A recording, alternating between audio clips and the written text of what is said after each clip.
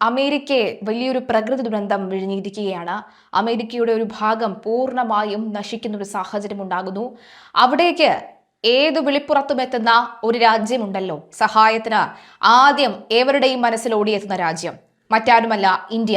ഇതാ തെക്കൻ അമേരിക്കൻ രാജ്യമായ വെനസ്വേലയിലുണ്ടായ വിനാശകരമായ ഇരട്ട ഭൂചലനങ്ങളിൽ മരിച്ചവരുടെ എണ്ണം കുത്തനെ ഉയരുമ്പോൾ മരണസംഖ്യ 10,000 പിന്നിടുമെന്ന സൂചനകൾ ശക്തമാവുകയാണ്. ലോകരാജ്യങ്ങൾ വെനസ്വേലയ്ക്ക് സഹായഹസ്തവുമായി എത്തുമ്പോൾ ഇന്ത്യയും ആ രാജ്യത്തെ ചേർത്തു പിടിക്കുകയാണ്.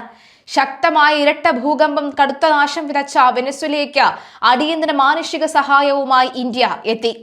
ഭൂകമ്പാനന്തര ദുരിതാശ്വാസ പ്രവർത്തനങ്ങളെ പിന്തുണയ്ക്കുന്നതിനായി ഓപ്പറേഷൻ അമിസാദ് എന്ന് പേരിട്ട് പ്രത്യേക ദൗത്യത്തിന് ഇന്ത്യ തുടക്കം കുറിച്ചു. സ്പാനിഷ് ഭാഷയിൽ അമിസാദ് എന്നാൽ സൗഹൃദം എന്നാണ് അർത്ഥം. ദുരന്തബാധിതർക്കുള്ള അടിയന്തര സഹായ സാമഗ്രികളായി ഇന്ത്യൻ വ്യോമസേനയുടെ 2 C-17 തന്ത്രപ്രധാന ഗതാഗത വിമാനങ്ങൾ വെനസ്വേലയിലേക്ക് തിരിച്ചു. വിദേശകാര്യമന്ത്രി ഡോക്ടർ എസ് ജയശങ്കറാണ് സമൂഹ മാധ്യമങ്ങളിലൂടെ ഇന്ത്യയുടെ ഈ നിർണായക ദുരിതാശ്വാസ ദൗത്യത്തെക്കുറിച്ച് വ്യക്തമാക്കിയത്. പരിക്കേറ്റവർക്ക് അടിയന്തര വിദഗ്ധ ചികിത്സ ലഭ്യമാക്കുന്നതിനായി ഇന്ത്യൻ സൈന്യത്തിന്റെ അത്യാധുനിക ഫീൽഡ് ഹോസ്പിറ്റൽ യൂണിറ്റും ഈ ദൗത്യത്തിന്റെ ഭാഗമായി വെനസ്വേലയിലേക്ക് അയച്ചിട്ടുണ്ട്. 35 ടണ്ണിലധികം ദുരിതാശ്വാസ സാമഗ്രികൾ, ജീവൻ രക്ഷാ മരുന്നുകൾ, ആധുനിക മെഡിക്കൽ ഉപകരണങ്ങൾ എന്നിവയാണ് വിമാനങ്ങളിൽ ഉള്ളത്. ഇതോടൊപ്പം ഇന്ത്യ തദ്ദേശീയമായി വികസിപ്പിച്ചെടുത്ത 2 ഭീഷ്മം പോർട്ടബിൾ ദുരന്തം നിവാരണ ക്യൂബുകൾ വെനസ്വേലയിൽ എത്തിക്കും. ദുരന്തമുഖങ്ങളിൽ മിനിറ്റുകൾക്കകം അത്യാധുനിക ഓപ്പറേഷൻ തിയേറ്റർ വരെ സജ്ജീകരിക്കാൻ ശേഷിയുള്ളതാണ് ഈ മൊബൈൽ ക്യൂബുകൾ. പ്രതിസന്ധിയുടെ ഈ ദുഷ്കരമായ ഘട്ടത്തിൽ വെനസ്വേലയിലെ സർക്കാരിനും ജനങ്ങൾക്കും സാധ്യമായ എല്ലാ പിന്തുണയും നൽകാൻ ഇന്ത്യ പ്രതിജ്ഞാബദ്ധമാണെന്ന് വിദേശകാര്യമന്ത്രി ഡോക്ടർ എസ് ജയശങ്കർ പറഞ്ഞു. കഴിഞ്ഞ ദിവസമുണ്ടായ ശക്തമായ ഭൂചലനങ്ങളിൽ ആയിരക്കണക്കിന് ആളുകൾ അവശിഷ്ടങ്ങൾക്കിടയിൽ കുടുങ്ങിക്കിടക്കുന്ന വെനസ്വേലയിൽ മെഡിക്കൽ സംവിധാനങ്ങളുടെ കടുത്ത ക്ഷാമം നേരിടുന്നുണ്ട്. ഈ സാഹചര്യത്തിൽ ഇന്ത്യയുടെ ഫീൽഡ് ആശുപത്രിയും മെഡിക്കൽ സംഘവും അവിടുത്തെ രക്ഷാപ്രവർത്തനങ്ങൾക്ക് വലിയ രീതിയിൽ കരുത്തു പകരുമെന്നാണ് വിലയിരുത്തപ്പെടുന്നത്. അതിനിടെ ഇരട്ട ഭൂചലനങ്ങളിൽ മരിച്ചവരുടെ എണ്ണം 235 ഉയർന്നതായി ആരോഗ്യമന്ത്രി കാർലോസ് അൽവാരാഡോ സ്ഥിരീകരിച്ചു. ദുരിതത്തിൽ 4300-ലധികം ആളുകൾക്ക് ഗുരുതരമായി പരിക്കേറ്റിട്ടുണ്ട്. റിക്ടർ സ്കെയിലിൽ 7.2, 7.5 തീവ്രത രേഖപ്പെടുത്തിയ ഭൂചലനങ്ങൾ തലസ്ഥാനമായ കാരക്കാസ് ഉൾപ്പെടെയുള്ള വടക്കൻ മധ്യ വെനസ്വേല നഗരങ്ങളെയാണ് തകർത്തത്. കെട്ടിടാവശിഷ്ടങ്ങൾക്കിടയിൽ ഇനിയും നിരവധി ആളുകൾ കുടുങ്ങിക്കിടക്കുന്നതിനാൽ മരണസംഖ്യ ഉയരാൻ സാധ്യതയുണ്ടെന്ന് തന്നെയാണ് രക്ഷാപ്രവർത്തകർ നൽകുന്ന വിവരം. ഈ സമാനതകളില്ലാത്ത മാനുഷിക ദുരിതത്തിന്റെ പശ്ചാത്തലത്തിൽ അമേരിക്കൻ ഭരണകൂടം വെനസ്വേലയ്ക്കെതിരെയുള്ള സാമ്പത്തിക ഉപരോധങ്ങളിൽ താൽക്കാലിക ഇളവ് പ്രഖ്യാപിച്ചിട്ടുണ്ട്. ദുരന്തബാധിതർക്ക് ആവശ്യമായ മരുന്നുകൾ, അടിയന്തര രക്ഷാപ്രവർത്തന സാമഗ്രികൾ, ഭക്ഷണ സാധനങ്ങൾ എന്നിവ തടസ്സമില്ലാതെ എത്തിക്കുന്നതിനാണ് US ട്രഷറി ഡിപ്പാർട്ട്മെന്റ് പ്രത്യേക ഇളവ് അനുവദിച്ചിരിക്കുന്നത്. നിലവിൽ സൈന്യവും സന്നദ്ധ സംഘടനകളും രാജ്യാന്തര റെഡ് ക്രോസ് സംയുക്തമായാണ് യുദ്ധകാലാടിസ്ഥാനത്തിൽ രക്ഷാപ്രവർത്തനം നടത്തുന്നത്. ഒന്നിനു പുറകെ ഒന്നായി നിമിഷങ്ങളുടെ മാത്രം വ്യത്യാസത്തിൽ 2 അതിശക്തമായ ഭൂചലനങ്ങൾ വെനസ്വേലയുടെ തീരപ്രദേശങ്ങളെ നടുക്കിക്കൊണ്ട് ബുധനാഴ്ച വൈകുന്നേരമുണ്ടായ അതിശക്തമായ ഭൂമികുലുക്കങ്ങൾ ഒരു നൂറ്റാണ്ടിനിടെ വെനസ്വേലയിലുണ്ടായ ഏറ്റവും ശക്തമായ ഭൂചലനങ്ങളിൽ ഒന്നായി മാറി. മരണവും രാജ്യത്തിന്റെ വിവിധ ഭാഗങ്ങളിൽ വലിയ തോതിലുള്ള നാശനഷ്ടങ്ങളും ഉണ്ടാക്കിയതായി ആക്ടിംഗ് പ്രസിഡന്റ് ടെൽസി റോസ്ട്രസ് സ്ഥിരീകരിച്ചു. രാജ്യത്ത് ഇതോടെ അടിയന്തരാവസ്ഥയും പ്രഖ്യാപിച്ചു. US ജിയോളജിക്കൽ സർവേ ആദ്യം അറിയിച്ചത് ആദ്യ ഭൂചലനത്തിന്റെ തീവ്രത 7.1 ആയിരുന്നു എന്നാണ്.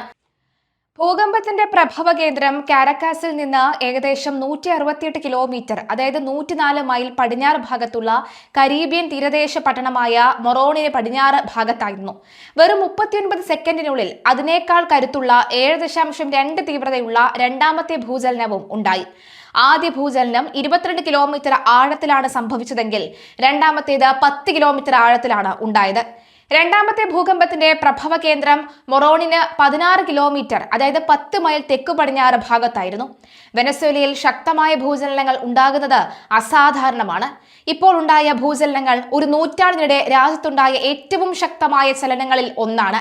വെനസ്വേല ഒന്നിലധികം ഭ്രംശരേഖകൾക്ക് സമീപമാണ് സ്ഥിതി ചെയ്യുന്നത് എങ്കിലും തെക്കേ അമേരിക്കൻ പ്ലേറ്റും കരീബിയൻ പ്ലേറ്റും ചേർന്നിടത്തുള്ള ഇതിന്റെ സ്ഥാനം കാരണം ലാറ്റിൻ അമേരിക്കയിലെ മറ്റ് ഭാഗങ്ങളെ അപേക്ഷിച്ച് ഇവിടെ ഭൂചലനങ്ങൾ വളരെ കുറവാണ്. ലാറ്റിൻ അമേരിക്കയിലെ തന്നെ മെക്സിക്കോ, ചില്ലി തുടങ്ങിയ രാജ്യങ്ങൾ പസഫിക് റിംഗ് ഓഫ് ഫയർ എന്ന അതീവ ഭൗമചലന സാധ്യതയുള്ള മേഖലയിലാണ് സ്ഥിതി ചെയ്യുന്നത്. ലോകത്തെ 90% ഭൂകമ്പങ്ങൾക്കും കാരണമാകുന്ന ഈ മേഖലയിലെ ഭൂകമ്പങ്ങൾ പതിവാണെങ്കിലും വെനസ്വേലയിൽ ഈ സാഹചര്യം വ്യത്യസ്തമാണ്. ഭൂകമ്പത്തെ തുടർന്ന് തലസ്ഥാനമായ കാരക്കാസിൽ വൻ നാശനഷ്ടങ്ങളാണ് റിപ്പോർട്ട് ചെയ്തിരിക്കുന്നത്.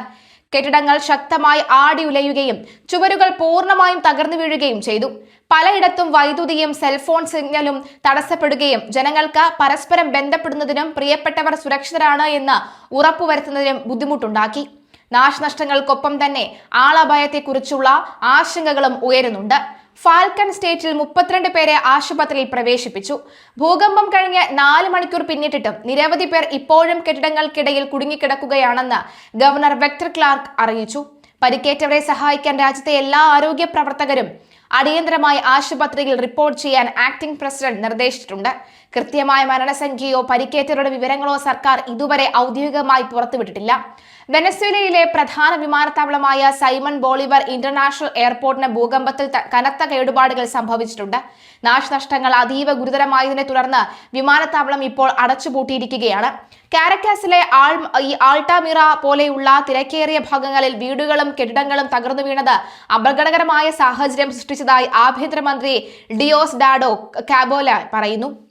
റോഡുകളിൽ വീണുകിടക്കുന്ന വൈദ്യുത പോസ്റ്റുകളും അവശിഷ്ടങ്ങളും ഗതാഗതത്തെ സാരമായി ബാധിച്ചു. ഭൂകമ്പത്തിന്റെ പ്രകമ്പനം വെനസ്വേലയിൽ മാത്രം ഒതുങ്ങുന്നില്ല.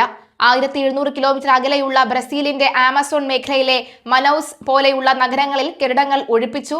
കൊളംബിയയുടെ ചില ഭാഗങ്ങളിലും ചലനം അനുഭവപ്പെട്ടുവെങ്കിലും അവിടെ നാശനഷ്ടങ്ങൾ റിപ്പോർട്ട് ചെയ്തിട്ടില്ല.